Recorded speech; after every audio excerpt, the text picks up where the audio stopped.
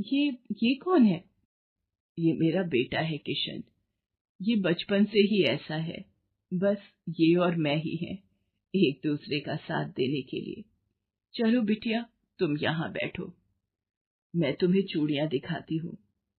अब तक तो मानसी सिर्फ कांता की मेहनत देखकर ही उससे प्रभावित थी, लेकिन अब जब उसने कांता की गरीबी और उसके हालात अपनी आंखों से देख लिए थे, तो उसने मन ही मन ठान लिया कि चाहे जो हो जाए, वो कांता की मदद करके ही रहेगी। अम्मा, आप ऐसा करो, आपके पास जितनी भी चूड़ियां हैं, मुझे सारी दे दो। लेकिन बिटिया, तुम इतनी सारी चूड़ियों का क्या करोगी? थोड़ी बहुत सहेलियों को दे दूंगी और कुछ खुद पहनूंगी। और हाँ, मुझे अभी याद आया कि मेरी एक रिश्तेदार है जो चूड़ियों से घर सजाने का सामान बनाती है, तो कुछ उन्हें भी दे दूंगी मैं। अच्छा बिटिया, बहुत अच्छी बात है। भगवान तुम्हारा भला करे। कांता की तो जैसे लॉटरी ही लग गई थी। पिछले कई हफ्तों से उसकी एक भी चूड़ी नहीं बिकी थी, लेकिन अब अचानक ही उसकी सारी चूड़ियां मानसी ने खरीद ली, और वो भी मुंह मांगी कीमत पर। कांता के पास अब काफी पैसे थे, जिनसे वो अपना और अपने बेटे का खर्च चला सकती थी। मानसी सिर्फ यही नहीं रुकी, वो हर हफ्ते आकर कांता से ढेर सारी चूड़ियां खरीद कर ले जाने लगी, वो भी सीधे उसके घर से। इसीलिए अब कांता को सड़क के किनारे धूप में बैठकर चूड़ियां बेचने की जरूरत नहीं थी। फिर एक दिन, अरे लक्ष्मी, यहाँ तो आ जरा। ये चूड़ियां तू कहाँ से लाई? ये ये मुझे एक दीदी ने दी है। दीदी? कौन सी दीदी? वही जो एक बड़ी सी गाड़ी से हर हफ्ते यहाँ आती है, और सिर्फ मुझे ही नहीं बल्कि बस्ती की हर एक लड़की को ऐसी ही चूड़ियां देकर जाती हैं, वो भी बिल्कुल मुफ्त में। अपने ही पड़ोस में रहने वाली उस लड़की की बात सुनकर कांता की आंखों में आंसू आ जाते हैं।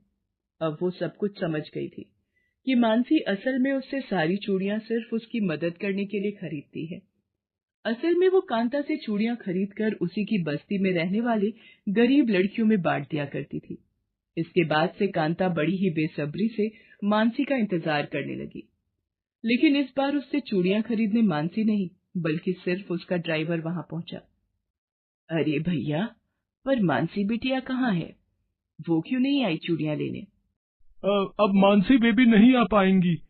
परसों उनकी शादी है और शादी के बाद वो अपने ससुराल चली जाएंगी, जो यहाँ से बहुत दूर है। लेकिन आप चिंता मत कीजिए, मानसी बेबी ने मुझसे कहा है कि मैं हर हफ्ते आकर आपसे चूड़ियां खरीदता रहूं। मानसी के ड्राइवर की बात सुनकर कांता मुस्कुरा दी। उसने हर बार की तरह इस बार भी सारी चूड़ियां पैक करके दे दी और उनकी कीमत भी उस ड्राइवर से ले ली। लेकिन इसके साथ ही उसने उस ड्राइवर से मानसी के घर का पता भी ले लिया और फिर मानसी की शादी के दिन वहां जा पहुंची।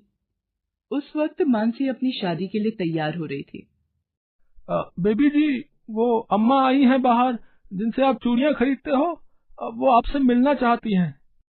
हाँ, तो उन्हें अंदर लेकर आओ, और हाँ, उनके लिए चाय नाश्ता भी भिजवा देना। राम राम अम्मा। राम राम बिटिया। हाय, नजर न लगे मेरी बच्ची को, सचमुच परी लग रही हो। बस एक कमी है, लेकिन कमी?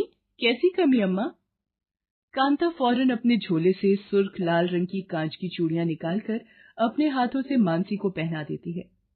ये करते हुए उसकी आंखों से आंसू बह रहे थे। बिटिया, ये सिर्फ चूड़ियां नहीं है, ये आशीर्वाद है इस गरीब बुढ़िया का। तुमने जो मेरे लिए किया, वो करने के बारे में कोई सोचता तक नहीं। अब बस एक आखिरी वादा मांगने आई हूँ बिटिया। हाँ अम्मा, बताओ ना। बिटिया, जब कभी ससुराल से अपने मायके आओ, तो अपनी इस बूढ़ी अम्मा से मिले बिना वापस नहीं जाना। इसके साथ ही मानसी कांता को गले से लगा लेती है। भले ही माली हालत में कांता और मानसी की कभी बराबरी नहीं हो सकती थी, लेकिन सिर्फ कांच की चूड़ियों ने इन दोनों के बीच जो रिश्ता बना दिया था, वो बहुत